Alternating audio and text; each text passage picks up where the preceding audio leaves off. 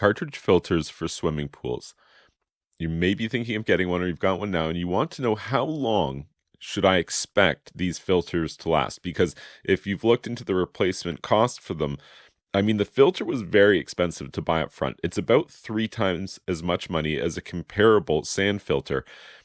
And so you're already spending a lot. When it comes time to buy the replacement filter elements for these cartridge filters, like, I mean, it could be half that cost again just to replace the inside. So you want to get as long as possible, which we'll talk about in a second here, but you've probably read about, you've probably heard 3 to 5 years. This is what people recommend. That's how long you'll get out of a cartridge filter. But it doesn't really specify, and there's a lot of, ways you could interpret that. So let's break that down a little bit further. So first of all, that's 3 to 5 years of continuous duty use. And so if you live in a seasonal area, your pool's only open half the year, then you're going to get twice as long out of that. You're going to get twice as many years because a year to you is a lot less operation than a pool that is running 24/7, 365.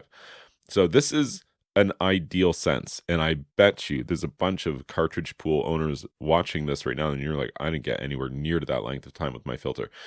Let's address that. So the number one thing that I'm seeing happen with cartridge filters and failing early comes down to improper cleaning and maintenance cycles.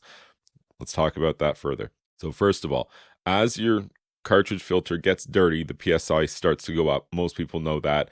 By the time you hit like 7 PSI or so above your clean operational pressure, it's pretty dirty. It needs to be cleaned. What do you do from here? What is your step? And most cartridge filter pool owners will say, I take my cartridges out and I spray them down with a garden hose. It's good because you didn't say a pressure washer. A pressure washer would be a great way to reduce the service life of your cartridge filter elements.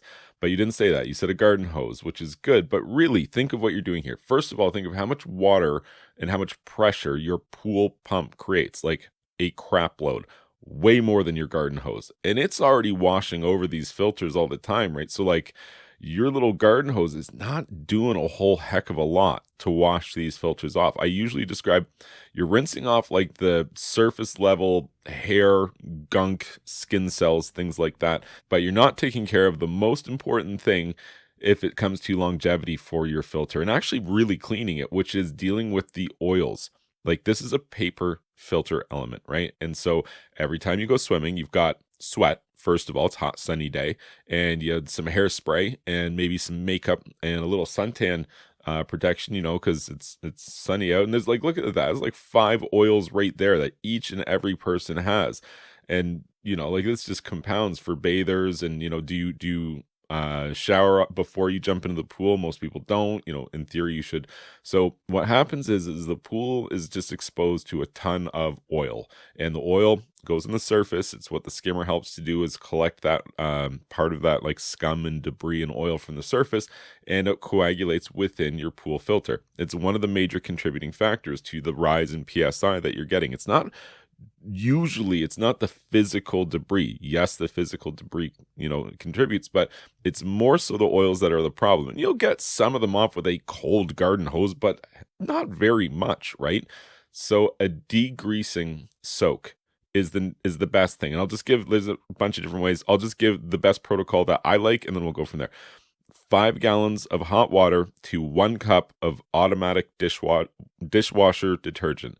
No phosphates, no lemon scent, nothing like that. Granular, 1 cup to 5 gallons of hot water, and then just scale that up and put that in a container, Rubbermaid bin, something like this that's large enough to contain your pool filter.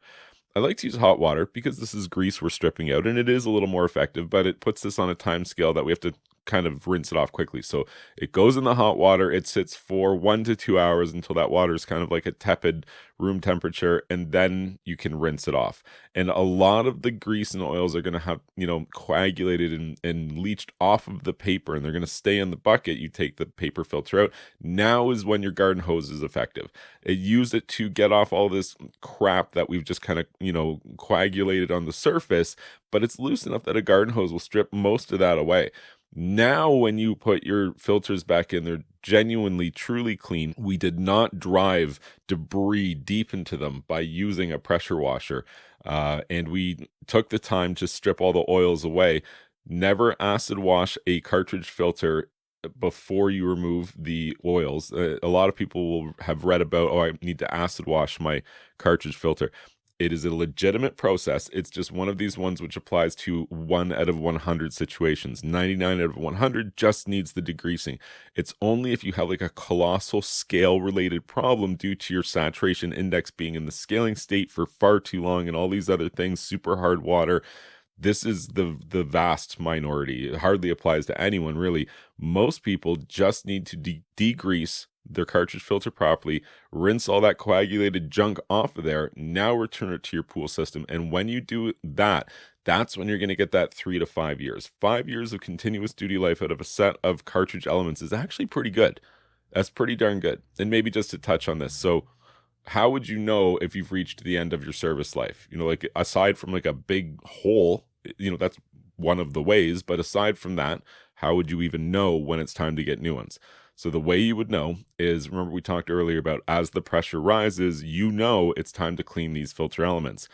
So the pressure rises, you're like, oh, I gotta clean these filters again. You do this thing we just talked about, you know, soaking in the degreaser and rinsing them with your garden hose. We return them to the system. The pressure's back down pretty much, right? The next day, boom, look at that. Pressure's high again. It should have taken weeks for that pressure to come back up, but there it is, high again. You clean them, you return them, the pressure's low, the next day it's high again. That is your hallmark of the filters which have reached the end of their service life. The pores are just too clogged up, the material's breaking down. Like eventually you do get the debris lodging deep within it. And you're avoiding doing it prematurely with the pressure washer, but eventually this is the demise of the cartridge filter, is that it just becomes ineffectual of actually allowing the water to pass through it and capture the debris. And that's it. You need to get some new ones. So, and what a lot of people do, a lot of people take this approach.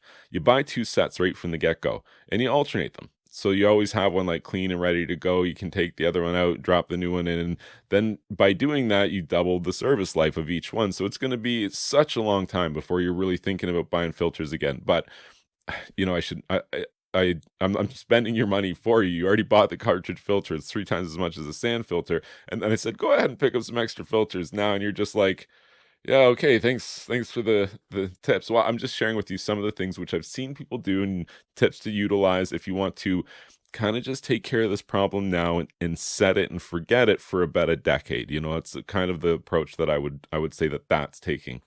If you found this information helpful, please be sure to like this video and subscribe to my YouTube channel.